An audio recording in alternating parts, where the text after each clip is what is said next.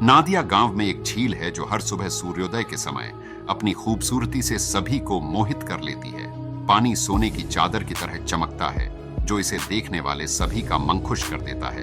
लेकिन रात होते ही झील का रूप बदल जाता है। इसकी सतह पर अजीबोगरीब रोशनी टिमटिमाती है और हवा में गूंजती आवाजें। बुजुर्ग फुसफुसाते हुए एक भव्य महल की कहानियां सुनाते हैं जो कभी यहाँ था, जो अब श्राप के कारण गहराई में खो गया है। कुछ लोग इसे महज लोक कथा मानकर खारिज कर देते हैं, जबकि अन्य लोग किंवदंती से चिपके रहते हैं। मैं हमेशा से इन कहानियों के बारे में जानने के लिए उत्सुक रहा हूँ। मेरा मानना है कि मायारे के पीछे एक वैज्ञानिक सत्य है जिसे उजागर किया जाना बाकी है। क्या होगा अगर रोशनी सिर्फ प्राकृतिक घटनाएं हैं या आवाज अतीत की गूंज है? मैं झूठ और सच के बीच की खाई के रहस्य का पता लगाने के लिए दृढ़ संकल्पित हूं। मुझे वह रात अच्छी तरह याद है जब हम झील की ओर बढ़ रहे थे तो हवा में उत्साह और थोड़ा डर था। रोहन घबराया हुआ था, हमारी समझदारी पर सवाल उठा रहा था और मैं उसे दोष नहीं दे सकता था। उस जगह पर शापों और रहस्यों की अफवाह थी, लेकिन माया जो हमेशा मजाकिया स्वभाव की थी, उसने माहौल को हल्का किया, ये दावा करते हुए कि अगर हम बच गए तो हम बहुत फेमस बन जाएंगे। मैंने उसकी हिम्मत की प्रशंसा की, लेकिन अंदर ही अंदर मुझे लगा कि अज्ञात का भार हम पर दबाव डाल रहा है। एक हाथ में टॉर्च और दूसरे में कैमरा लेकर हम चांदनी सतह के नीचे छिपे रहस्यों को उजागर करने के लिए तैयार थे।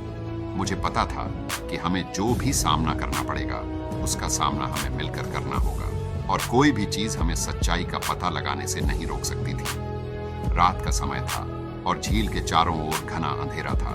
पानी पर सिर्फ चांदनी चमक रही थी। वे तीनों झील के पास पहुंचे और कैमरा चालू किया। वे झील के हर कोने को ध्यान से देखने लगे। आधी रात तक झील के बीच में एक हल्की रोशनी दिखाई देने लगी। वह रोशनी धीरे धीरे तेज होती गई। ऐसा लग रहा था मानो झील के अंदर से कुछ निकल रहा हो। विजय और माया आश्चर्य से उस दृश्य को देख रहे थे, जबकि रोहन थोड़ा डरा हुआ था। अचानक झील के बीच से एक बूढ़ा नाविक प्रकट हुआ। उसकी सफेद दाढ़ी और फटे कपड़े उसे बता रहे थे कि वह किसी प्राचीन काल का निवासी है। वह नाविक धीरे धीरे किनारे की ओर आने लगा। विजय ने हिम्मत जुटाई और उससे पूछा, तुम कौन हो?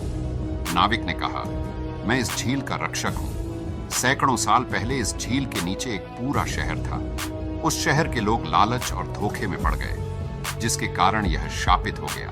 अब मैं हर पूर्णिमा की रात यहाँ आता हूँ ताकि यह सुनिश्चित कर सकूं कि कोई इस शापित को तोड़ने की कोशिश न करे। माया ने हिम्मत जुटाकर पूछा, क्या यह शापित टूट सकता है? नाविक ने गंभीरता से कहा, शापित को तोड़ने के लिए सत्य, निस्वार्थता और एकता की आवश्यकता होती है, लेकिन यह इतना आसान नहीं है। विजय ने दृढ़ता से कहा, हम इस शापित को तोड़ेंगे। नाविक ने उन्हें एक कठिन परीक्षा की चेतावनी दी। उन्हें झील के अंदर जाकर वहां छिपे खजाने को खोजना था, लेकिन यह कार्य उनकी एकता और साहस के बल पर ही संभव था। तीनों ने नाविक से अनुमति ली और झील में गोता लगाया। झील के अंदर का नजारा अद्भुत था। पानी के नीचे एक पूरा शहर बसा हुआ था और वहां सब कुछ सोने की तरह चमक रहा था। लेकिन अब उनकी परीक्षा शुरू हुई। झील के अंदर कई तरह की बाधाएं थीं, तेज धाराएं, अजीबोगरीब जीव और अंत में एक बहुत बड़ा दरवाजा। उस दरवाजे को खोलने के लिए तीनों को मिलकर एक खास चाबी ढूंढनी थी। काफी मेहनत के बाद उन्हें खजाना मिल गया। वह खजाना सोना या चांदी नहीं था, बल्कि एक प्राचीन ग्रंथ था जिसमें कस्बे के लोगों की गलतियां और उन्हें सुधारने के तरीके लिखे थे। जैसे ही वे ग्रंथ को झील के पास लेकर आए, झील का पानी धीरे धीरे साफ और शांत हो गया। नाविक ने उनका धन्यवाद किया और कहा, आपकी निस्वार्थता ने इस कस्बे को आजाद करा दिया है। अब यह झील हमेशा रहस्य मुक्त और शुद्ध रहेगी। नई शुरुआत। विजय, माया और रोहन की बहादुरी ने गांव को एक नई पहचान दी। अब नादिया की झील सिर्फ एक खूबसूरत झील नहीं रह गई थी, बल्कि साहस और सच्चाई का प्रतीक बन गई थी। इस घटना के बाद विजय को समझ में आ गया कि हर रहस्य का समाधान जिज्ञासा और साहस से ही संभव है। अगर आपको यह वीडियो पसंद आए तो कार्टून दुनिया चैनल को सब्सक्राइब और लाइक करना ना भूलें।